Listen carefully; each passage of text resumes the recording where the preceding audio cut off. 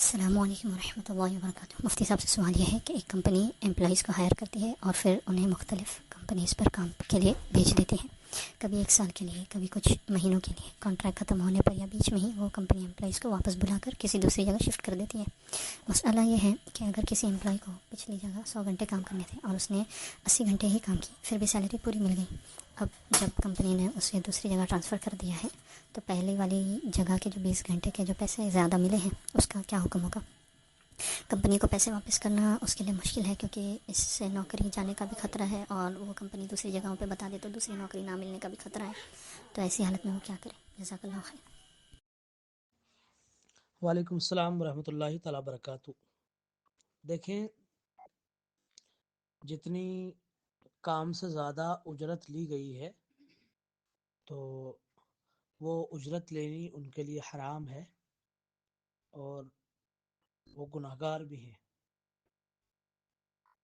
تو جتنی زیادہ اجرت لی ہے، جتنا زیادہ پیسہ لیا ہے کام سے، تو وہ کمپنی کو واپس کرنا لازم ہے، یعنی جن سے لیا ہے ان کو واپس کرنا لازم ہے۔ وہ نہ رہے ہوں تو ان کے وارثوں کو دینا لازم ہے، اور وارثین کا بھی پتہ نہ ہو تو مسلمان محتاج پر تصدق ضروری ہے، اور اپنے صرف میں لانا یہ حرام ہے۔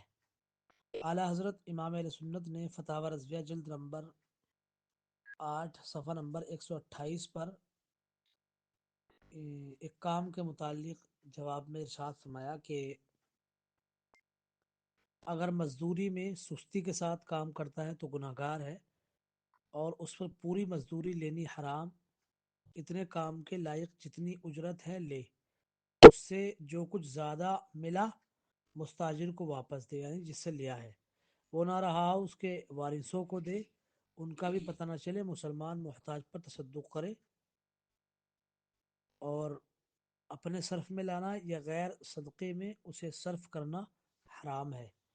تو ظاہر سی بات ہے، مثلا کام کیا ہے 20 گھنٹے اور کمپنی سے پیسے لیے ہیں 22 گھنٹے کے یا 24 گھنٹے کے، تو وہ جتنا زائد لیا ہے وہ سب حرام ہے، اور اس کی 3 صورتیں ہیں۔ جس سے لیا ہے ان کو دے، وہ نہ رہے ہوں تو ان کو وارثین کو دے، وہ بھی نہ ہو تو پھر مسلمان محتاج پر صدقہ کرنا یہ لازم و ضروری ہے۔ اب رہا یہ معاملہ کہ کمپنی نکال دے گی، کمپنی ہٹا دے گی، تو اس کو اب دیکھیں، یہی 3 صورت اس میں بنتی ہیں۔ چونکہ ظاہر بات ہے کمپنی جن لوگوں کی ہے ان کے بارے میں معلوم ہے کہ کہاں سے پیسہ آیا ہے، تو ان کو لازم کرنا ہے واپس، اور اگر وہ نہ رہے ہوں تو وارثین کو، اور تیسری صورت صدقہ کی بنتی ہے۔ تو ایسی صورت میں کوئی نہ کوئی راہ نکالے، حل نکالے، تاکہ جتنا پیسہ زائد آیا ہے وہ واپس پہنچ جائے۔